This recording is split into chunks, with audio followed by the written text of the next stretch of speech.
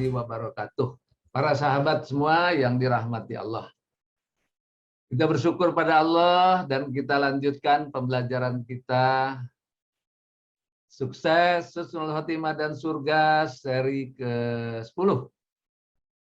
Tema kita adalah bagaimana sih setelah kita menjalankan sholat yang khusyuk 3T itu, kemudian akhlak kita, akhlak mulia kita yang terbentuk itu seperti apa gitu. Ya seperti apa. Jadi kalau kita sudah sholat yang khusyuk, nah itu ketahuannya itu nanti akhlak kita semakin baik. Jadi akhlak kita semakin baik, perilaku kita semakin baik. Nah, perilaku mana yang paling baik itu yang kita rasakan, dan kita harus mengetahui juga perubahannya pada diri kita. Ya, diantaranya semua hal yang ada di dalam sholat itu semua ada hikmahnya.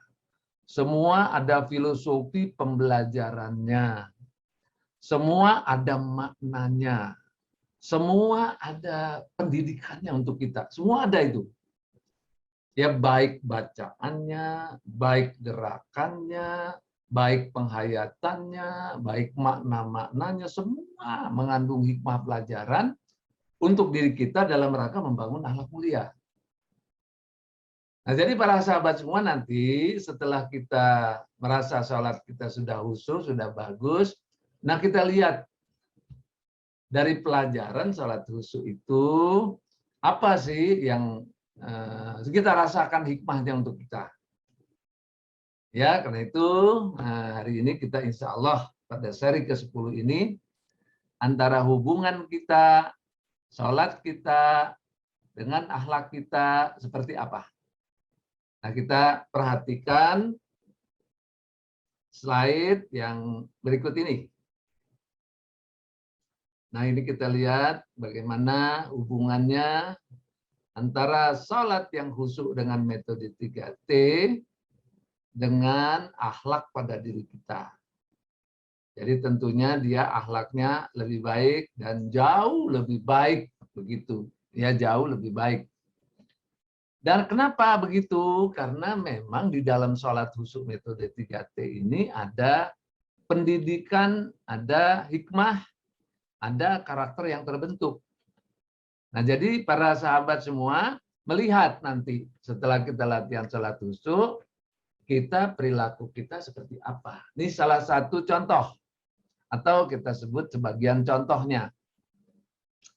Di sini ada hikmah pendidikan sholat khusyuk. Ya, jadi sholat khusyuk 3T ini ada pendidikannya.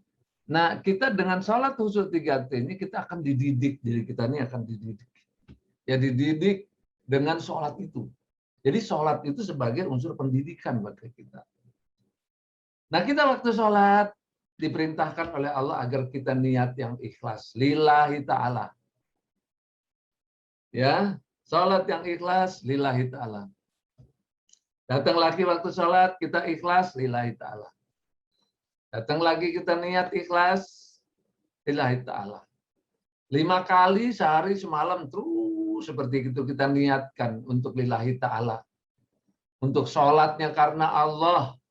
Sholatnya karena Allah. Nah, lama-lama terbiasa, kita jadi orang yang segala sesuatu perbuatan kita karena Allah. Perbuatan kita selalu dilihat oleh Allah. Perbuatan kita selalu dinilai oleh Allah. Itu namanya ikhlas. Ya, murni diri kita nih kepada Allah. Kalau berbuat tidak berharap lain-lain kecuali dilihat oleh Allah. Nah, karena kita merasa selalu ikhlas, selalu dilihat oleh Allah, selalu dilihat oleh Allah, selalu ikhlas, selalu karena Allah. Nah, nanti lama-lama kita jadi orang yang jujur. Dimanapun kita berada, kita merasa dilihat Allah. Dimanapun kita bekerja, kita yang lihat hanya Allah. Kita membiasakan diri selalu ikhlas, seperti dalam sholat itu.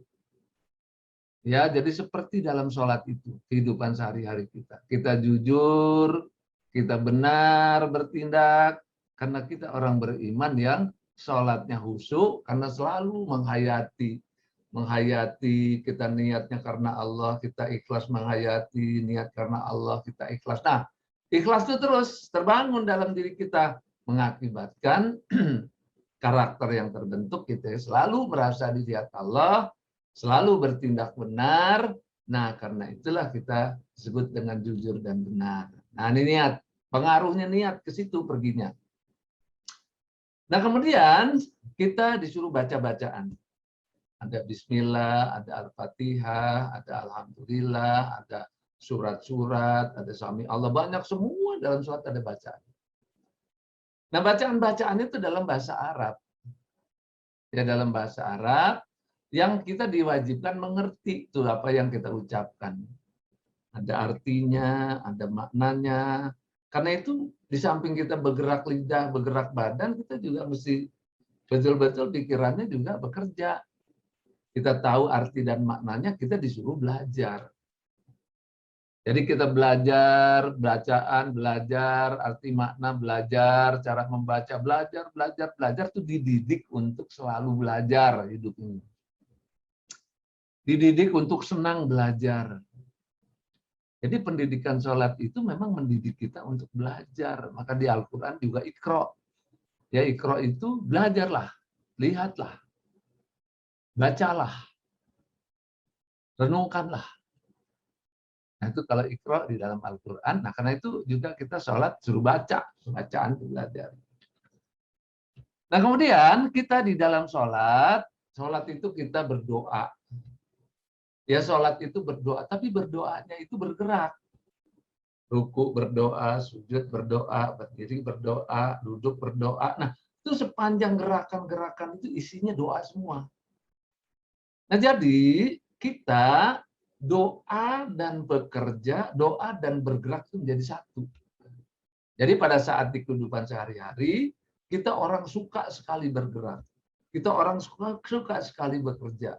Kita suka sekali orang yang selalu bikin perbaikan-perbaikan. Suka sekali kita untuk memberikan hal-hal yang terbaik dalam hidup.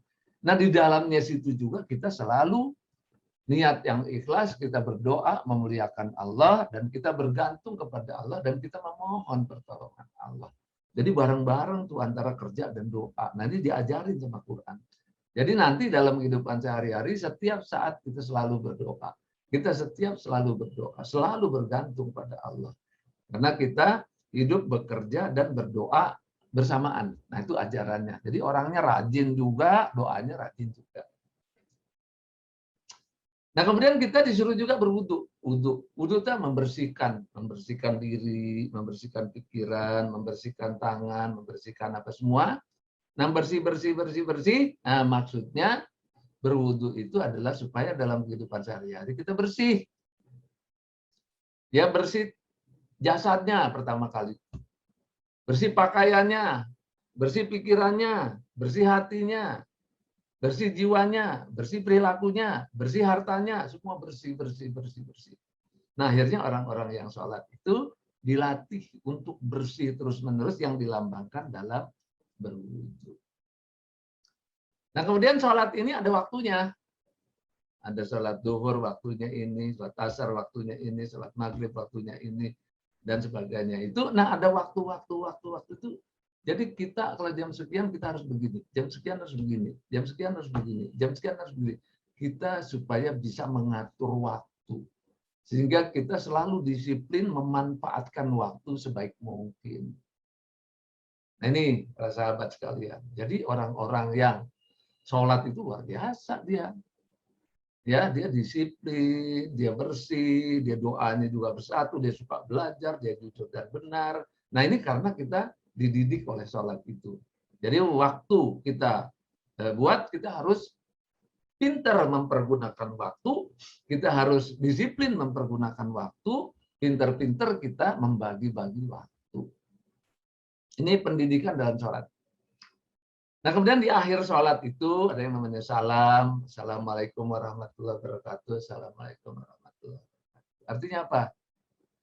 Mendoakan kiri kanan, memberikan keberkahan, kesejahteraan, memberikan salam, memberikan yang terbaik kepada lingkungan. Lingkungan itu kita berikan. memberi salam, kita beri salam, beri kesejahteraan, kita beri keselamatan, kita beri semuanya yang baik-baik kepada lingkungan. Ya, nah itu dampak daripada salam.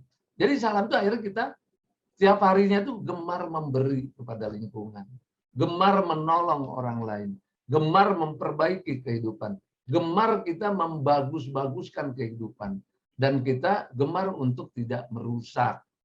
Ya, tidak merusak, dan kita selalu memberi, selalu berbagi, selalu seperti itu. Itu dampak daripada sholat. Nah, itulah pendidikan sholat untuk kita. Nah, lain-lain banyak sekali ada 24 tuh masalah itu. Ya, 24 lainnya di halaman 218. Nah, kalau keseluruhan daripada sholat ini mendidik kita untuk berakhlak mulia. Jadi berakhlak mulia secara keseluruhan itu ada di dalam poster kunci sukses. Nah, perilaku yang ini semua yang dididik dari sholat itu dibiasakan menjadi terbiasa. Nah, jadilah dia berbentuk karakter yang mulia atau akhlak mulia. Jadi terbentuk tuh dengan sholat itu. Nah, jadi nanti para sahabat semua ukur diri kita. Apakah kita jadi orang jujur dan benar? Apakah kita suka belajar? Apakah kita kalau kerja, kalau belajar itu bersatu, doanya nggak pernah putus?